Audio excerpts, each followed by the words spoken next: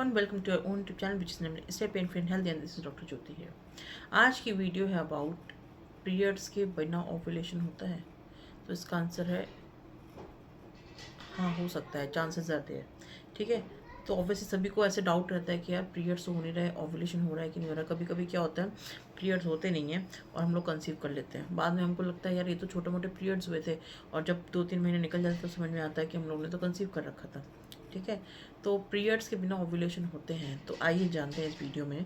तो वीडियो होने वाली काफ़ी ज़्यादा इंटरेस्टिंग। चैनल पर तो प्लीज़ सब्सक्राइब करिएगा, बिकॉज आपकी सब्सक्रिप्शन से ही चैनल को मोटिवेशन मिलता है और इस तरीके की हेल्थ रिलेटेड वीडियोज़ लाने के लिए। तो let's start with the video. First of all क्या होता है, हमारी बॉडी में मानिए आपको पिंपल हो गया, कुछ हो गया, तो आपको समझ में आता है। पीरियड्स अगर नहीं हो रहे हैं और आपको ओव्यूलेशन हो रहा है तो आप कैसे समझोगे। ठीक है, तो मैंने लास्ट वीडियो में बताया है कि ओव्यूलेशन क्या क्या सिम्टम्स आते हैं, उस वीडियो को आप ज़रूर से ज़रूर देखना। ठीक है, अभी हम बात करेंगे कौन सी ऐसी कंडीशंस होती हैं जो आपको ध्यान रखने की ज़रूरत है, जो आपकी जागरूकता के लिए बहुत ज़्यादा ज़रूरी है कि अगर आपको वो चीज़ें हो रही हैं आपकी बॉडी में, तो आपके पीरियड्स जो हैं इरेगुलर होने के साथ साथ आपका ओव्यूलेशन भी इरेगुलर हो सकता है। ठीक है, तो पहले बात करेंगे हम PCOD और PCOS। बहुत ज़्यादा कॉमन है, इसके बारे में हम ऑलरेडी एक डिटेल वीडियो बना चुके हैं, वो आप जाके दे सकते हैं, उसको हम डिस्कस नहीं करेंगे। ठीक है, PCOS PCOD में क्या होती है, हमारे हार्मोन का इम्बैलेंस हो जाता है। ठीक है, तो हार्मोन का इम्बैलेंस कैसे होता है, एंड्रोजन की मात्रा बढ़ जाती है। जब एंड्रोजन की मात्रा बढ़ जाती है तो एग जो है रिलीज़ नहीं हो पाता है, उसमें बहुत टाइम लगता है। ठीक है, तो वो क्या करता है, हमारे ओव्यूलेशन को काफ़ी हद तक इफेक्ट करता है। जब ऑब्वियसली हमारा ओव्यूलेशन ही इफेक्ट होगा तो ओव्यूलेशन तो हमारे पीरियड्स, जैसे आप सभी जानते हैं PCOS PCOD में पीरियड्स इरेगुलर रहते हैं। ठीक है, वैसे ही ओव्यूलेशन भी इरेगुलर रहता है। ठीक है, तो एंड्रोजन हार्मोन के बढ़ने की वजह से हमारा जो है बॉडी में पीरियड्स के साथ साथ हमारा ओव्यूलेशन भी इरेगुलर होता है। तो ऐसा नहीं कि इसको PCOS PCOD वो कंसीव ही नहीं कर सकता, उसको सिर्फ और सिर्फ अपने कंसीव कर सकता है, बट इस चीज़ का ध्यान रखना है कि उसका ओव्यूलेशन कब है। और ओव्यूलेशन की जानकारी के लिए जैसे मैंने बताया, लास्ट वीडियो बनाई काफ़ी ज़्यादा इंटरेस्टिंग है, उसको जाकर ज़रूर देखना कि कैसे हम पता कर सकते हैं कि हमको ओव्यूलेशन हो रहा है। ठीक है, तो आपको वो वीडियो ज़रूर से ज़रूर देखनी है। तो ये तो बात हो गई PCOS PCOD की। अब हम बात करेंगे स्ट्रेस, जो आजकल बहुत ज़्यादा कॉमन है, हर एक पर्सन को होता है, चाहे घर बैठे हों, चाहे बाहर हो, चाहे कहीं घूमने गए हो। ठीक है, तो इस तरीके से स्ट्रेस जो है हर एक इंसान की लाइफ में है। अब वो चाहे किसी फिजिकल है तो मेंटल है, मेंटल नहीं है तो फिजिकल है, नहीं तो फाइनेंशियल है, नहीं तो सोशल है, मतलब कुछ ना कुछ लगा ही हुआ है सबके साथ। तो स्ट्रेस एक लिमिट तक लो तो ठीक है, जब आप एक्सीड कर जाते हैं, जब आपका स्ट्रेस बिकम लाइक बहुत टाइम तक कंटिन्यू करता रहता है, परमानेंट नहीं कहेंगे उसको, because nothing is permanent here. जब आपका जो स्ट्रेस है वो काफ़ी क्रॉनिक हो जाता है। ठीक है, एक एक्यूट स्ट्रेस होता है, एक क्रॉनिक स्ट्रेस होता है। जो एक्यूट स्ट्रेस, आपने थोड़ा सोचा, हाँ थोड़ा परेशान हुए, थोड़े दिन तक परेशान रहे, एंड देन यू लेट, आपने उसको लेट गो कर दिया। बट अगर आपका स्ट्रेस जो है काफ़ी प्रोलॉन्ग पीरियड ऑफ टाइम है, then it will become a chronic stress. तो अगर आपको क्रॉनिक स्ट्रेस है, ठीक है, तो क्या होगा, वो भी आपके हार्मोन इफेक्ट करेगा। जब वो आपके हार्मोन इफेक्ट करेगा तो वो भी आपके ओव्यूलेशन को इफेक्ट करेगा। कहते हैं ना कि जैसे हम कंसीव करने का सोचते हैं तो हम सोचते हैं यार अभी ट्राई करें, हो जाता है, अभी यार ये फिर से नहीं हुआ इस बार, तो हम लोग स्ट्रेस में चले जाते हैं। हम लोग forcefully we want that baby and we want to indulge our self in a relationship. तो वो भी क्या करता है, आपके स्ट्रेस की वजह से आपके जो हैप्पी हार्मोन्स है वो रिलीज़ नहीं कर पाता है, जिसकी वजह से भी आपके जो कंसीव करने में आपको दिक्कत होने लगती है। ठीक है, तो जब आप स्ट्रेस लेंगे तो आपका कॉर्टिसोल हार्मोन्स बढ़ेगा। जो आपका कॉर्टिसोल हार्मोन बढ़ा तो आपके ओव्यूलेशन डगमगाया। ठीक है, तो जैसे आप प्रेगनेंसी के लिए भी ट्राई कर रहे हैं, तो ऐसा नहीं कि टेंशन में सोचें।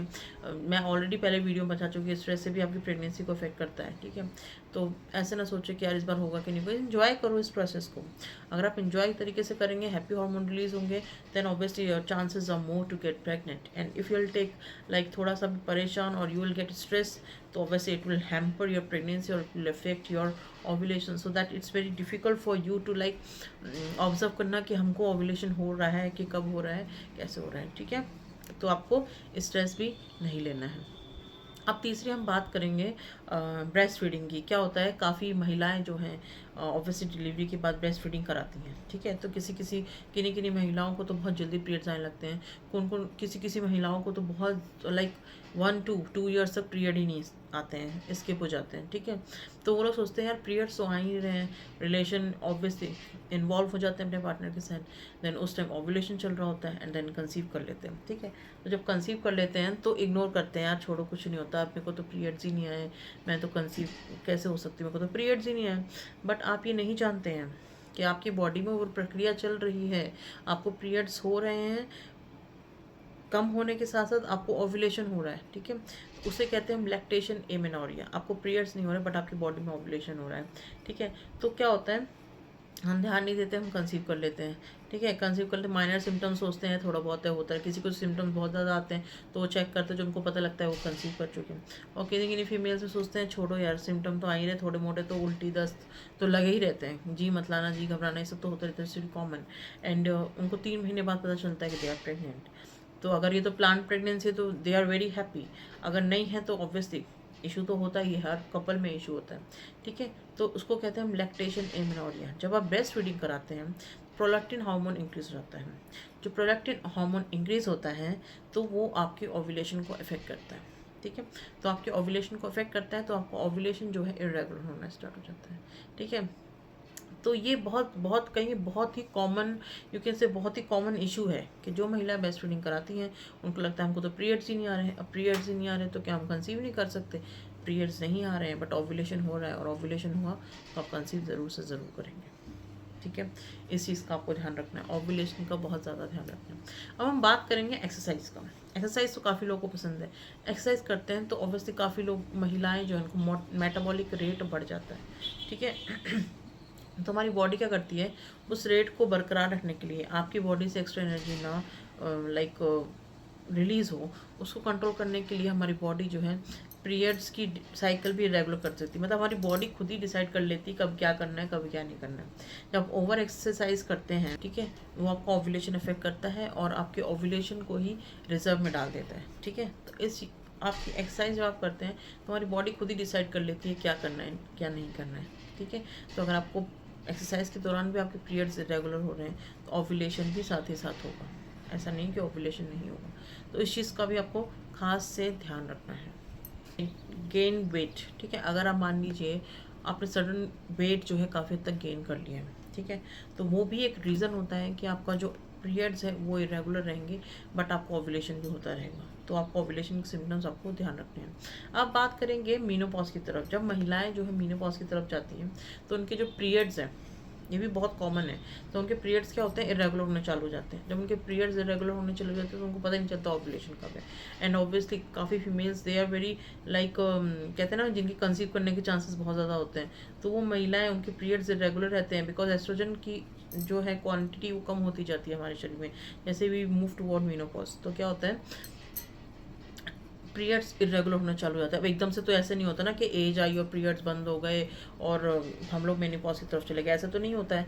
आपके जो है पीरियड्स जो है धीरे धीरे कम होंगे, ठीक है, इरेगुलर रहेंगे और उसमें महिला कंसीव कर लेती है। बहुत ज़्यादा होता है महिलाओं के साथ ये चीज़, ठीक है। किसी किसी को अर्ली 45 में हो जाता है, ठीक है, किसी किसी को 50 के आसपास होता है, किसी किसी को, मतलब हर एक इंडिविजुअल का डिफरेंट होता है, ठीक है। तो इस चीज़ का आपको खास ध्यान रखना है कि मीनोपॉज में भी पीरियड्स इरेगुलर रहते हैं और ओव्यूलेशन होता रहता है और उस दौरान भी काफ़ी महिलाएं कंसीव कर लेती हैं। जैसे मैंने बताया like exceptional cases are always there, मतलब maximum females they are prone to get conceive towards that period of time, ठीक है।